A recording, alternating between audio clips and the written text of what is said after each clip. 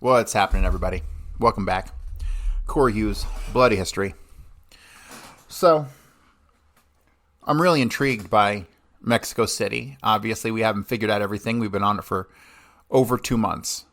We started in end of May. June, July. Or beginning of May. But, we're going to come back to Mexico City. I still got about a dozen people to read their statements from. But we're going to take a little detour. And we're going to spend some time on Permindex. So, Permindex, I've talked about before, Mossad front company, started by a Jew, George Mandel Mantello. Clearly a Mossad agent, clearly a Mossad company. You'll see people talk about Permindex and CMC having been creatures of the CIA, which is more true for CMC, but Permindex was a straight-up Mossad front company, and yes, it was funded by Alan Dulles and his bank Seligman and Schroeder, but nonetheless, they were Mossad companies. And the CIA takes their orders from Tel Aviv.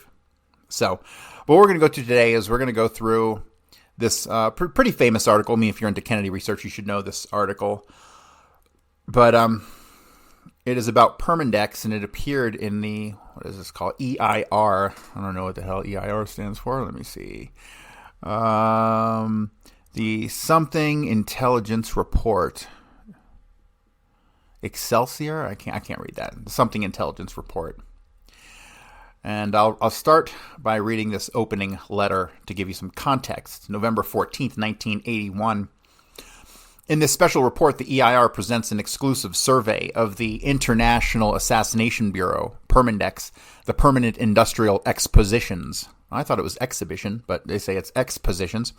As we enter 1982, it might justly be stated that unless the assassination capability represented by Permindex and the forces represented on its original board of directors is not exposed and its capability dismantled, the lives of the world's most important political leaders will remain under the constant threat of assassination. Our report on Permindex here is taken from the chapter on the British-Canadian Corporation, taken from the second edition of the best-selling book Dope, Inc., written by two leading contributors to the Executive Intelligence Review, David Goldman and Jeffrey Steinberg.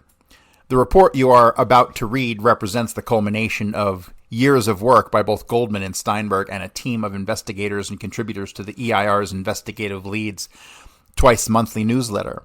The reports of intelligence agencies, primarily in the United States and France, have been cross-checked to produce the first exhaustive report on the Permindex apparatus. That apparatus was first brought to light by the French intelligence agency SDECE in its investigation on the more than 30 attempts on the life of former French President Charles de Gaulle. Permindex was then named in the investigation by New Orleans District Attorney Jim Garrison on the assassination of President John Kennedy, an investigation that was brought to an abrupt halt through the U.S. Justice Department, then under control of Ramsey Clark, recently documented to be a terrorist protector.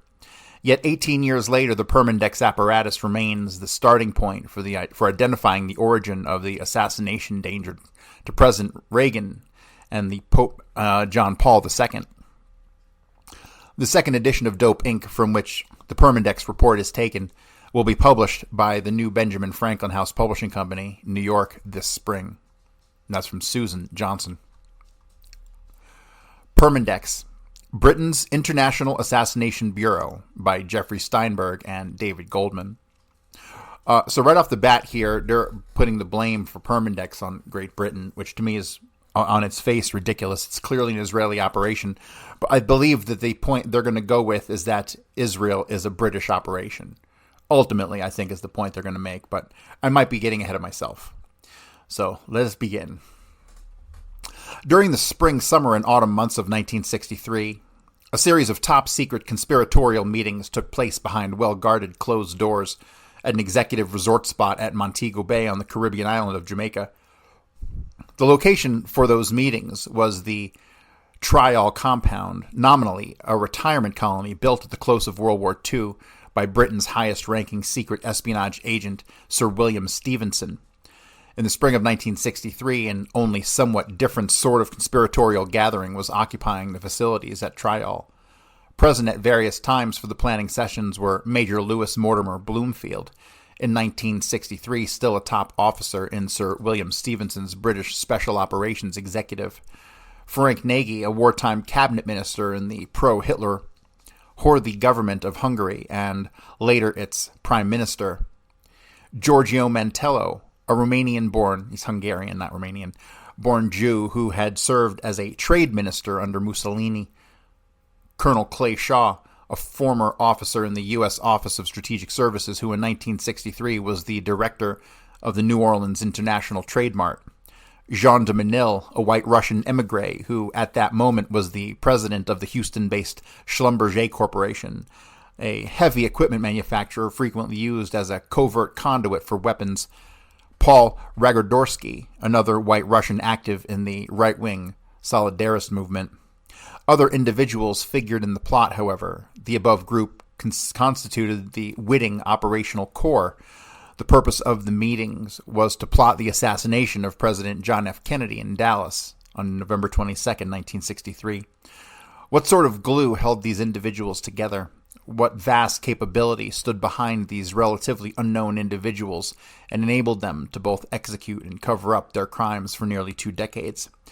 The answer to all of these questions begins with an obscure international trading exposition company, incorporated in Switzerland and housed in Montreal. The name of the company is Permindex, the Permanent Industrial Expositions.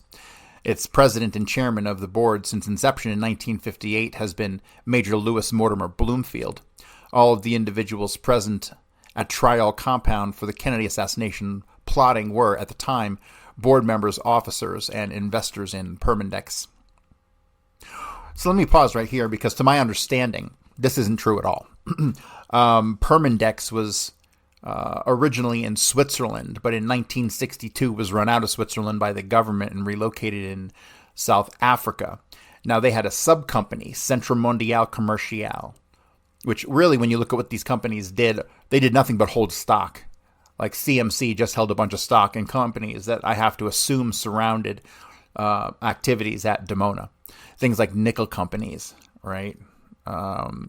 Weird railroad companies, things which were obvious for me in the production of Israel's nukes. But the point I'm making here is that CMC is what Lewis Bloomfield is more associated with than Permindex directly. And so I think there's a little bit of melding of, here's the thing, there's some misinformation here and there's some melding of stories. But the question is, was that on purpose or is that not on purpose, right? But let's see where this goes. Each of these individuals was also a long-standing trusted asset of the British SOE. Unlike any other trade expositions company in the world, the employees and investors in Permindex had all been selected for specific operational capabilities that they represented, capabilities that would be indispensable to the conducting of high-level political assassinations. As we delve into the Permindex International Assassination Bureau and discover the suppressed facts behind the assassination of President John F. Kennedy, we shall encounter an international web of dirty money outfits responsible for channeling millions of dollars in black market revenues into the hands of the professional killers deployed on behalf of Permindex and its SOE control. I think I see what's going on here. This is an Anybody But Israel article, okay? That's what's going on here. But we shall play along for now. We shall also discover an international band of protected killers drawn from the ranks of the Nazi and fascist Gestapos of World War II. From the street-level crime syndicate responsible for the retail distribution of narcotics and from a secret capability established by the Stevenson Organization at the outset of World War II, operating under the cover of missionary activity in Latin America and the East Bloc. Their missions: political assassinations employing high-powered rifles at a distance of 1,000 yards. Third, we shall encounter a British SOE fifth column embedded deeply into the American official intelligence community. This fifth column, linked directly to Permindex and its chairman, Major Bloomfield, represents perhaps the single most crucial component of the International Assassination Bureau, its cover-up capability. 18 years after the assassination of John F. Kennedy, Permindex remains one of the best-kept secrets in the world, despite the fact that it has been exposed on more than one occasion as the agency behind high-level political exterminations, touching on top political officials of no fewer than 3 sovereign nations. Lewis Mortimer Bloomfield. At the time of the Kennedy assassination, Major Lewis Mortimer Bloomfield was acting on behalf of his superiors in the British Special Operations Executive, including retired Chief Sir William Stevenson, at that time a permanent resident of the Trial compound on Montego Bay, Jamaica. As president and chairman of the board of Permindex, Bloomfield was the designated chief operations officer for the Kennedy hit. All right, so let me just reiterate one more time. I feel like he's naming Bloomfield as the head of Permindex to cover for the real heads of Permindex. He also said that George Mandel, a.k.a. George Mantello, which would be the name he changed to, was a Romanian Jew, but he's actually a Hungarian Jew. So I'm not sure what's going on here, but I'm sensing some intentional disinformation. Much like this tastes to me, very much like that Torbett document. And I never talk about that Torbett document because it's bullshit. It is a propaganda document. It is pure disinformation. Does it name a lot of the right names? Yes. Does it assign them all the wrong roles? 100%. And this is what I'm sensing here. So, off the top of my head, I don't remember who did the Torbett document. But it mentions Permindex and CMC. The problem is, everybody can mention Permindex and CMC, but if you mention it in the wrong context, then it'll never make sense, and it'll seem like some bullshit out of some 70s spy movie. So, let me continue. As president and chairman of the board of Permindex, Bloomfield was the designated chief operations officer for the Kennedy hit. Nah, I don't think so. Not really. The people at the top don't know what's going on at the bottom, right? So I would attribute it closer to Clay Shaw, but that's only one person removed. Who is Lewis Mortimer Bloomfield, and what had brought him to the point of becoming, by 1963, the unofficial successor to Stevenson as Her Majesty's top secret agent in North America? The man entrusted to carry out the execution of John F. Kennedy, an American president who dared violate the special relationship with the British Crown. Lewis Mortimer Bloomfield was recruited into the SOE in 1938, the year that Stevenson, acting as personal emissary of Winston Churchill, negotiated an agreement with the U.S. President Franklin Delano Roosevelt allowing British intelligence to set up shop in the United States and to effectively merge its operations with those of the FBI and military intelligence.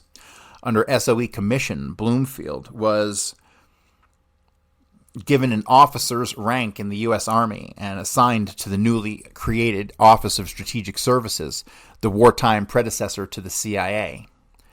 As a major in the OSS, Bloomfield was detailed into the Federal Bureau of Investigations as the contracting agent for its Counter-Espionage Division 5. Bloomfield, described by numerous authors and associates as a practicing homosexual, developed a deeply personal friendship with FBI Director J. Edgar Hoover. Through that relationship, Bloomfield was able to retain his powerful position within Division 5 long after the end of the war. As late as 1963, when Bloomfield was case officer for the assassination plot against Kennedy, he was still a top official in Division 5. So there's a lot of assumption being made here, right? They're not explaining how they're coming to any of these conclusions. Not that some of them are wrong, but that's how disinformation works, right? They give you a nugget of truth wrapped in a bunch of bullshit. When the SOE formally dissolved its U.S. operations at the close of World War II, Bloomfield returned to Montreal, Canada to resume his career as prominent attorney. He had been a founding partner in the prestigious law firm of Phillips, Weinberg, Bloomfield, and Goodman, the firm that represents and controls the Bronfman family's holdings.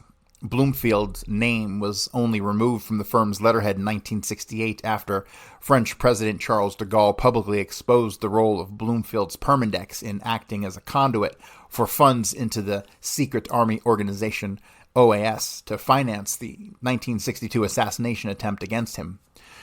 From the outset, the British SOE had made a point of operating through commercial fronts. Thus, for example, Stevenson set up the SOE Command Center in the United States in the Radio Corporation of America building in New York City's Rockefeller Center under the sign of an importing and exporting company. Montreal attorney and SOE operative Bloomfield created a nest of corporate entities following his return to Canada, all of which served as vehicles for ongoing SOE activity.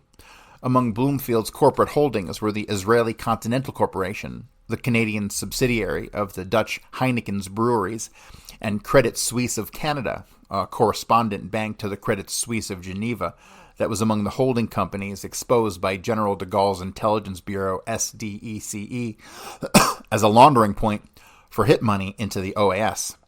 All of these companies would later be documented as investors in Permindex. Like his law partner, Lazarus Phillips, and his former clients, the Bronfmans, Bloomfield also established himself at the top of the Zionist movement in Canada. Among his numerous honorary positions, Bloomfield is the annual chairman of the Hitstrut Campaign of Canada. No ordinary charity, the Hitstrut owns over 1/3 of the gross national product of Israel, controls the second largest bank in Israel, the bank Hapolim, and has been caught on more than one occasion laundering money into overseas operations of the Israeli Secret Service, the Mossad. Some of those funds passed directly back into Major Bloomfield's Permindex were also used to bankroll unsuccessful hit attempts against de Gaulle.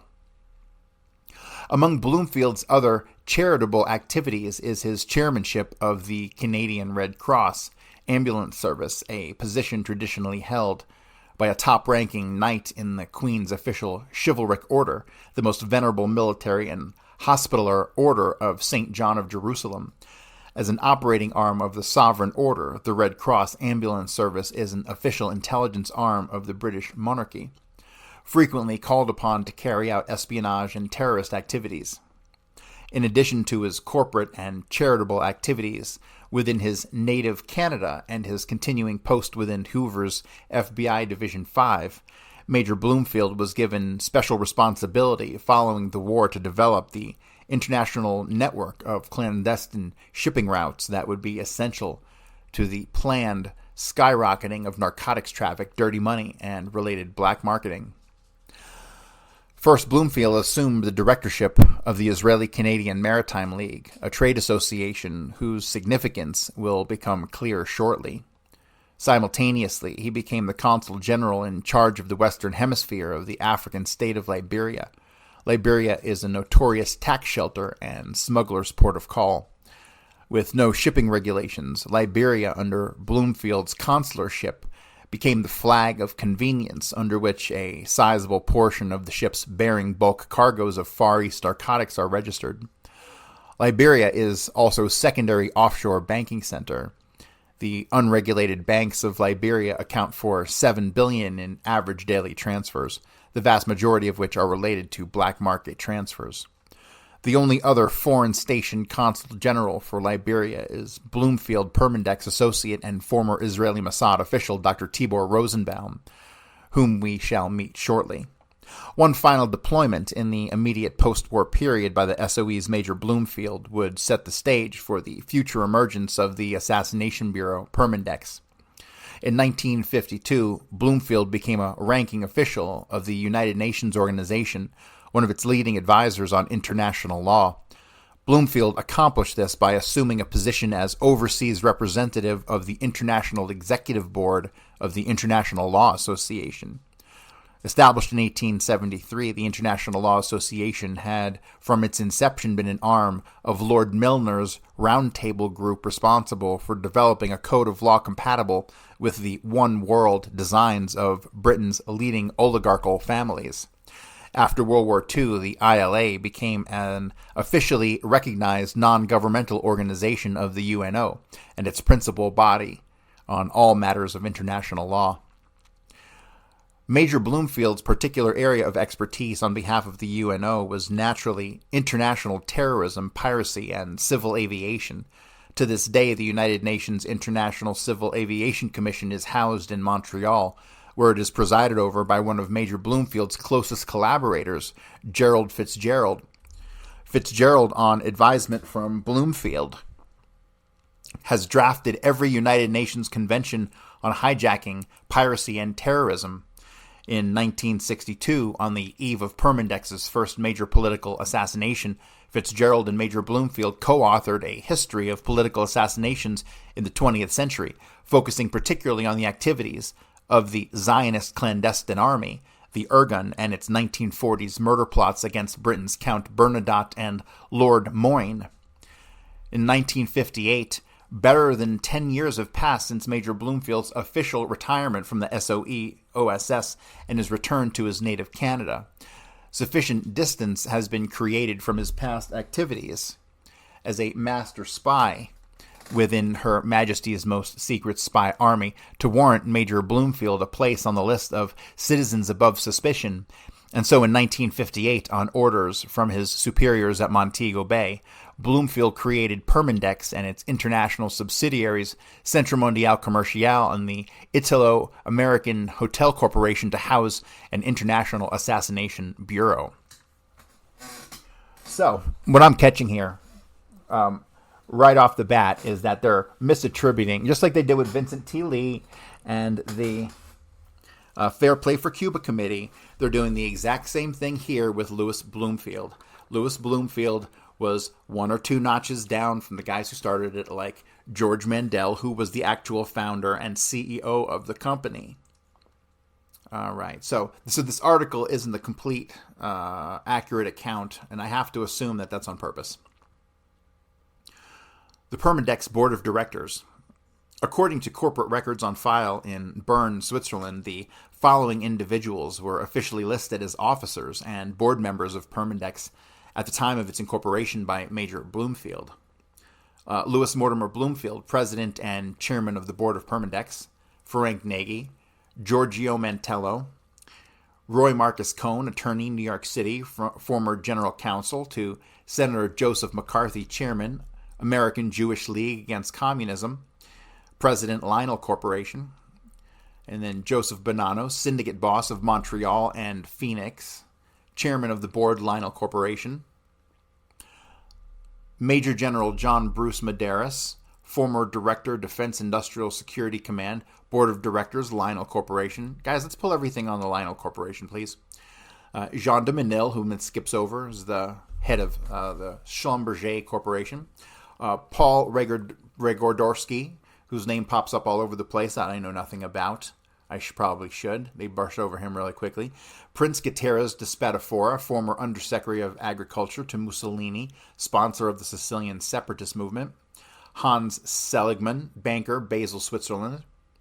Carlo D'Amelio, attorney, Rome, representing the financial holdings of the House of Savoy and the House of Pallavicini, attorney for Circolo Rex, General Counsel, Centre Mondiale Commercial. Max Hagman, editor, Munich National Zeitung, a neo-Nazi publication. Munir Shorbagy, Chourbagi, uncle of King Farouk of Egypt. Giuseppe Zigiotti, Zigiotti, head of the Italian political party Fascist National Association for Militia Arms. Ferenc H. Simonfay, Simonfay, former Nazi collaborator in Hungary, leader of the Solidarist movement. Colonel Clay Shaw. Every one of these individuals represents a decade-long asset of the British SOE, called into active service for a very specific role in a very specific series of operations. Okay, so here's the problem I have. They keep referring to these people as operatives of the SOE going back a decade. Okay, well, when you go back a decade, when you go back to the war, the OSS and the British and all the British intelligence services, along with the PWE, which is the psychological warfare, or the political warfare executive, which was the propaganda unit, you'll find that these guys were all on loan to each other.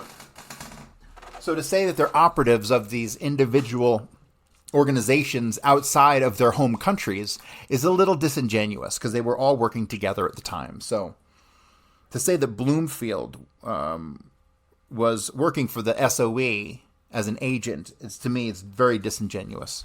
Because simultaneously, you could say he's working as an agent of the CIA and the Mossad and the Mafia and all this at once. Moving on. Bankrolling and assassination. In 1967, the French Intelligence Bureau, SDECE, released the results of a 5-year investigation into the 1962 aborted assassination attempt against General de Gaulle carried out by the far right-wing secret army organization, while the SDECE reportedly traced the origins of the assassination plot to the Brussels headquarters of NATO and to a specific group of disgruntled French and British generals, as well as the remnant of the old Nazi intelligence apparatus. It also singled out Major Bloomfield's Permindex trading company as the agency responsible for conduiting $200,000 into the OAS to bankroll the attempt. The source of the funds was FBI Division 5, the secret counter-espionage branch of Hoover's agency that was run out of the Montreal, Canada law offices of Major Bloomfield.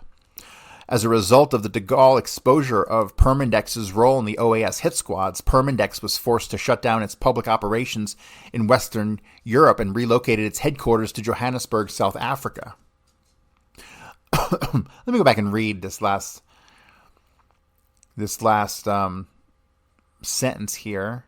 The source of the funds was FBI Division 5, the secret counter-espionage branch of Hoover's agency that was run out of the Montreal, Canada law offices of Major Bloomfield. So, hold on a second. So, Permindex gets busted because they moved $200,000 into the OAS in order to attempt to bankroll the assassination against Charles de Gaulle.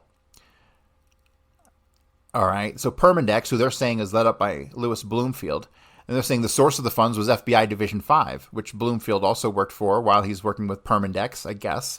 The secret counter-espionage branch of Hoover's agency that was run out of the Montreal, Canada law offices of Major Bloomfield. So Bloomfield sent the money and busted himself? Is that what I'm reading here? Does that make any sense to anybody? As a result of the de Gaulle exposure of Permindex's role in the OAS hit squads, Permindex was forced to shut down its public operations in Western Europe and relocated its headquarters to Johannesburg, South Africa. So as far as I know, that's true. As a related feature of the de Gaulle crackdown, Israel's overseas intelligence branch, the Mossad, was kicked out of France.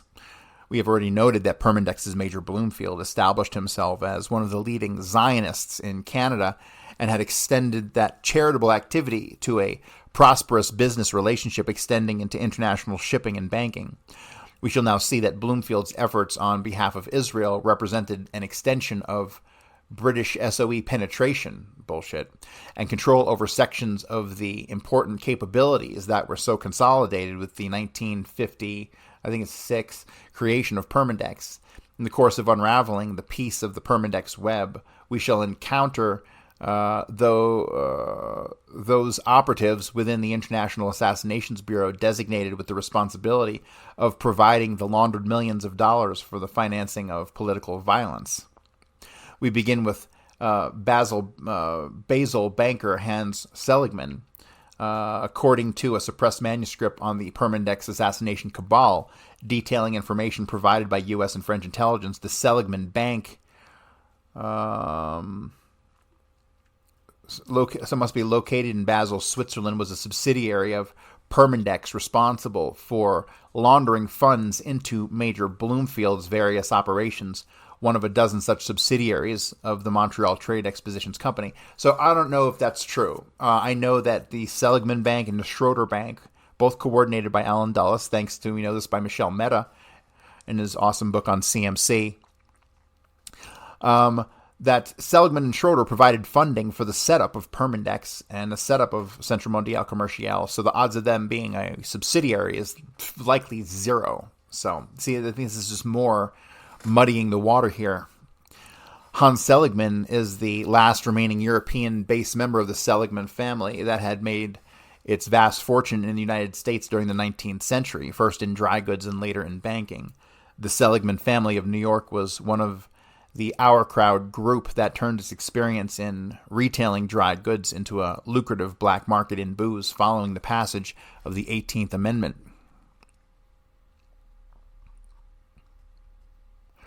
All right, it looks like there's a little sub-article here Schlumberger, I think that's how it's pronounced, Schlumberger, the Permindex capability in action. Recent activities of the de Menil family in the United States indicate that the Permindex assassination capability is still alive.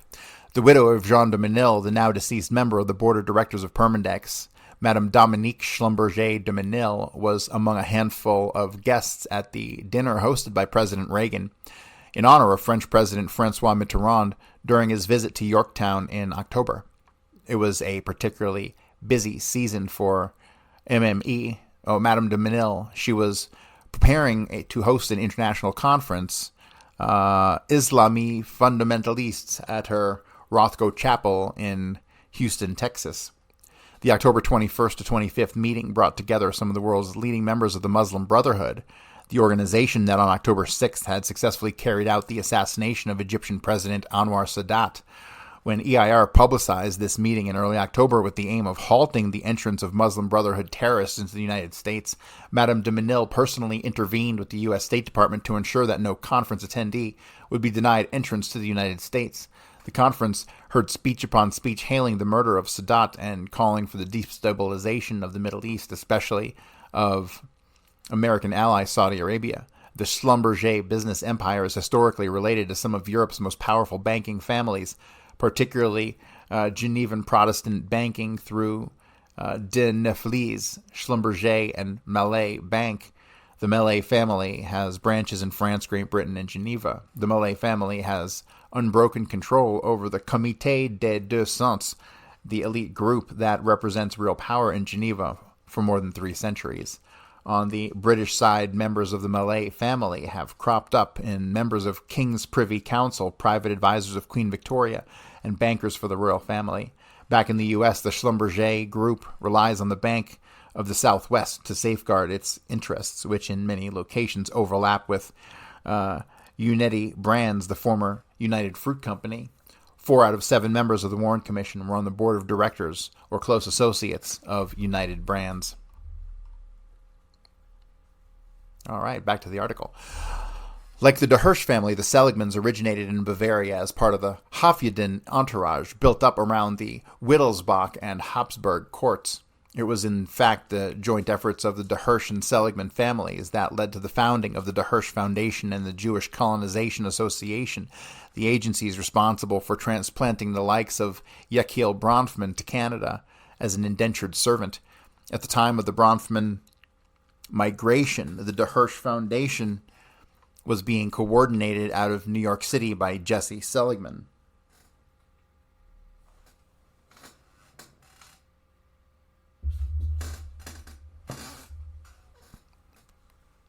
By the 1890s, the Seligman, de Hirsch, and Gunsberg interests merged with the Louise Dreyfus family interests. Today, all 4 families share control over the Bank Louis Dreyfus. The Bank Louis Dreyfus maintains financial control over the Bronfman family holdings. Hans Seligman's placement on the board of Permindex, headed by former Bronfman family attorney and financial advisor Bloomfield, constitutes one closed circle through which drug revenues can be passed to finance the activities of Permindex. In addition to the Seligman Bank of Basel, the suppressed Permindex document authored by William Torbit, an apparent pseudonym, lists a number of additional banking entities wholly owned by Permindex. These include Astaldo Vaduz of Miami, De Famaco Vaduz of Liechtenstein, and De Famaco Astaldo Vaduz of Geneva. These entities appear to have amounted to little more than post office boxes serving as money drops in locations where virtually non-existent banking laws facilitated such blind passes. As noted above, Bloomfield ran the Canadian subsidiary of Credit Suisse, a far more formidable banking institution with deep ties into the financial circuitry of the world's illegal drug trade.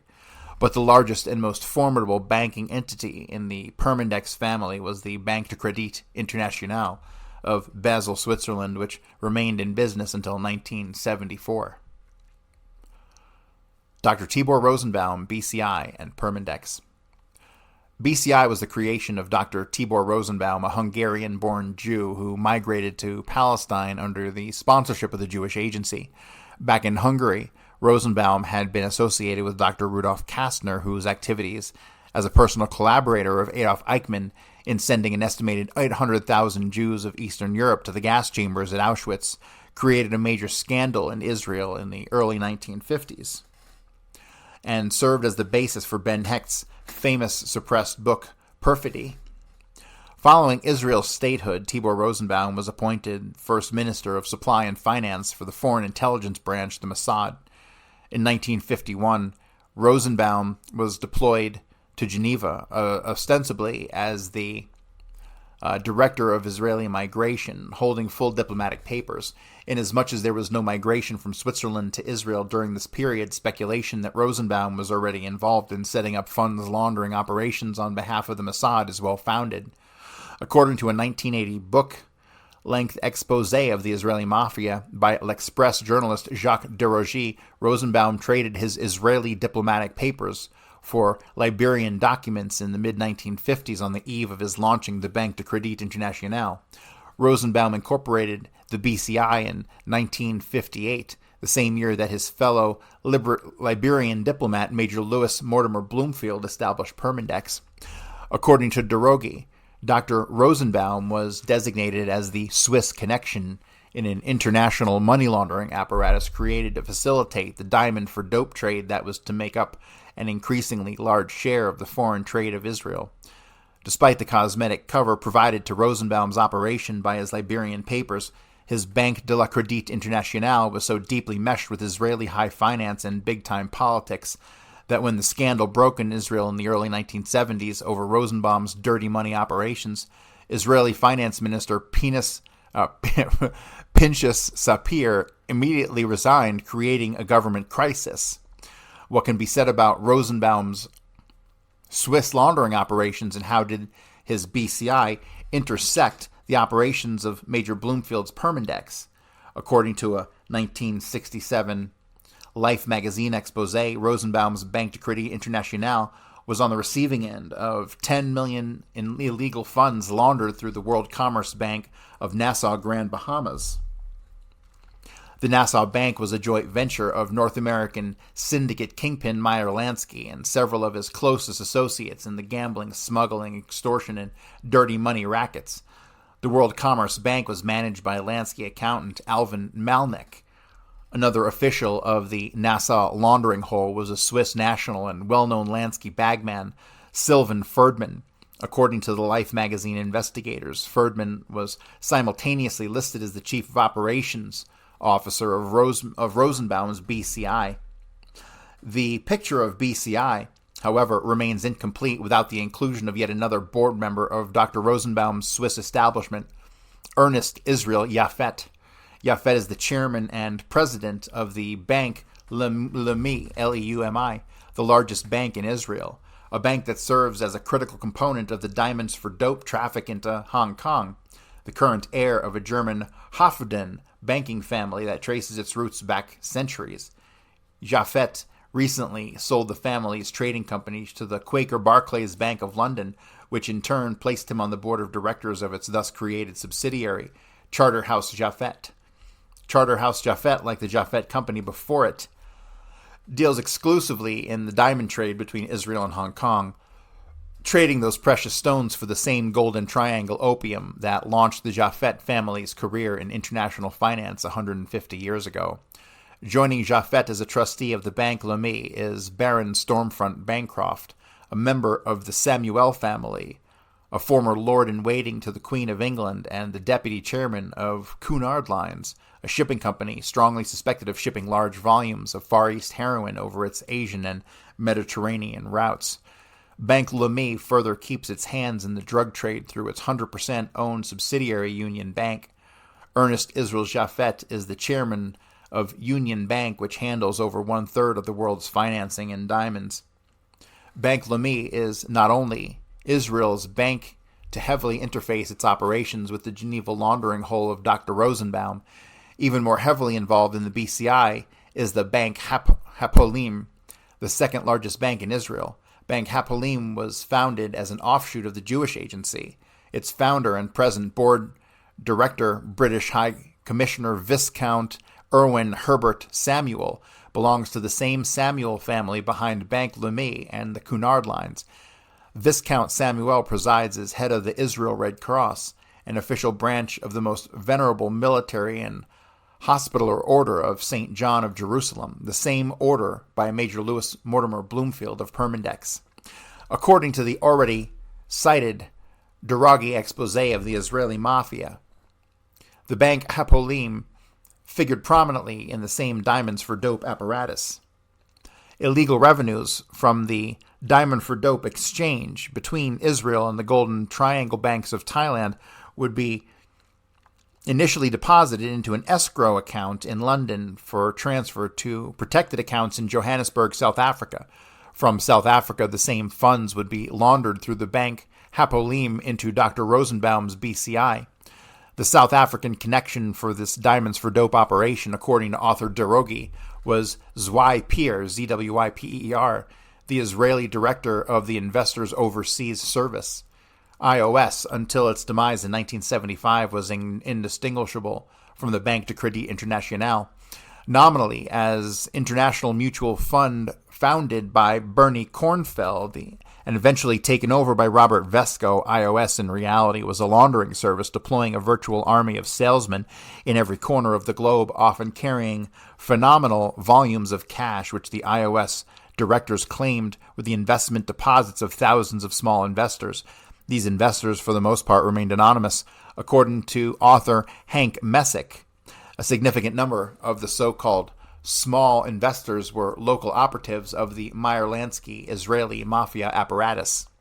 The convergence of the drug syndicate and the intelligence services of Great Britain and Israel in the person of Dr. Tibor Rosenbaum is further amplified by a brief look at the Swiss-based banker's other major financial holding, the Swiss-Israel Trade Bank of Geneva. Among its principal holdings, the Swiss-Israel Trade Bank owns 1/3 interest in the Paz conglomerate. Owned until the early 1950s by the Rothschild family, the Paz group of corporations maintains close to a monopoly over the Israeli oil and petrochemical industry, including the vital shipping lines transporting oil and petrochemicals in and out of the Middle East. In 1978, police authorities in New York seized a Paz ship and as it attempted to entry into New York Harbor, and police found its hold to be loaded with liquid hashish.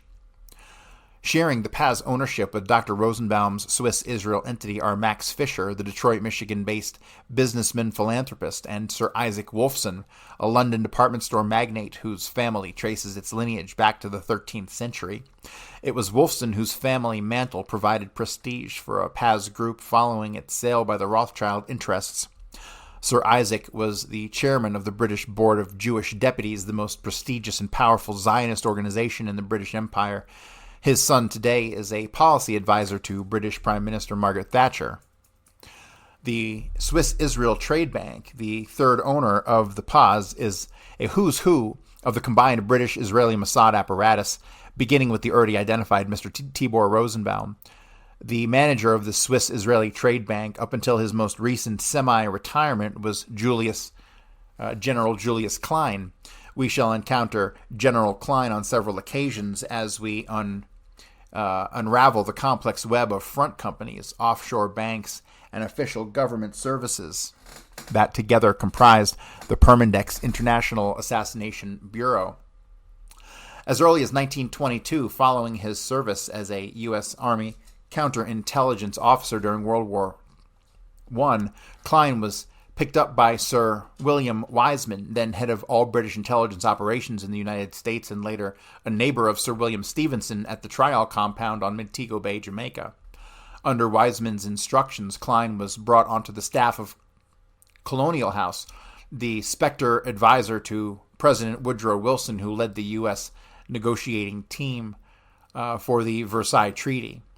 The presidential advisor was a neighbor of the British spook, and House rarely made a serious political decision without first consulting Wiseman. By 1932, the young Klein was on the inside track of the Anglo-American intelligence establishment. In that year, he was appointed director of the first anti-subversive section established in the U.S. Department of Justice. This appointment brought Klein into close working relationship with FBI Director J. Edgar Hoover, and particularly with the Division 5 section. In 1938, Klein's operations, for all intents and purposes, became a subordinate feature of the British Special Operations Executive.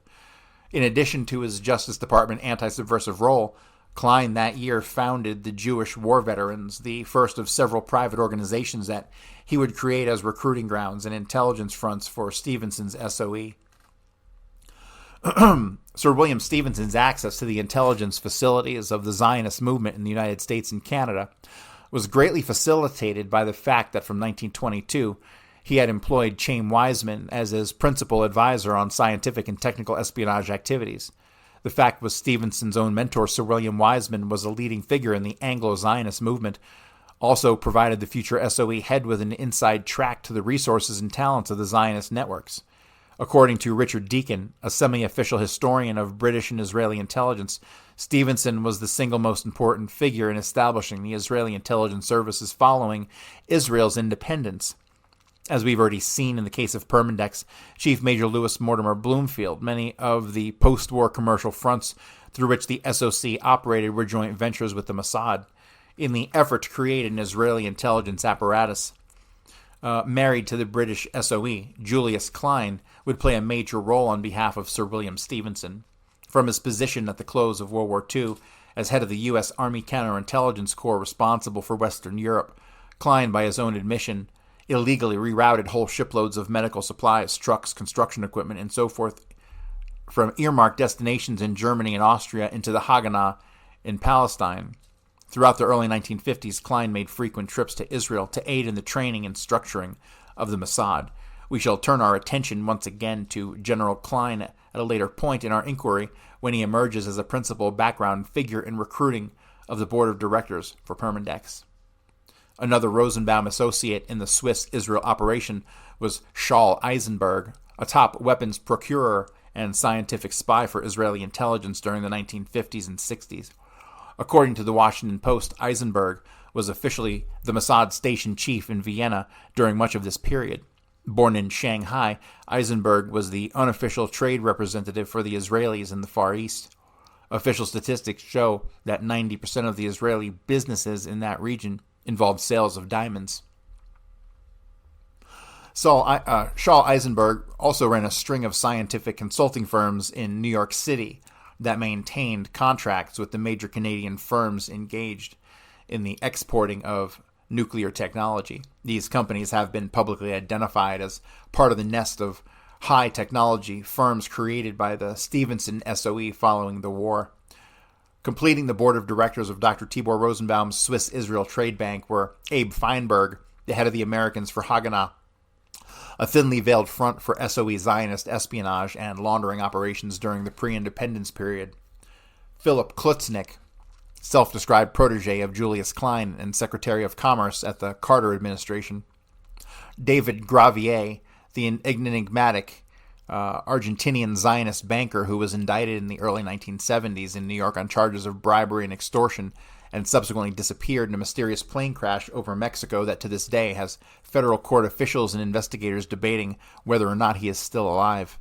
Indictments were handed down against Gravier after considerable evidence surfaced that he was serving as a financial consultant to a number of Latin American terrorist organizations, kidnapping American executives and government officials for fantastic ransoms. How did this enormous international network of black market banking ventures service the operations of Major Bloomfield's trading company? According to the findings of the SDECE, $200,000 in black market revenues were channeled into the Banque de la Crédit Internationale accounts maintained by Permindex. Among the sources of those funds was the Bank Hapoalim, the Israeli banking institution owned by the Histadrut, for which Major Bloomfield was the chief Canadian fundraiser. Those funds were passed on to New Orleans Station Chief of the FBI's Division 5, Guy Bannister. That's kind of unsubstantiated.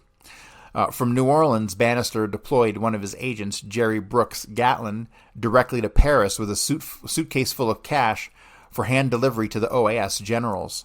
In 1966, the very outset of the Garrison investigation into the assassination of President Kennedy, Gatlin, who operated a Permindex Division 5 front called the Anti-Communist League of the Caribbean, died when he was thrown out a sixth-floor window in San Juan, Puerto Rico hotel.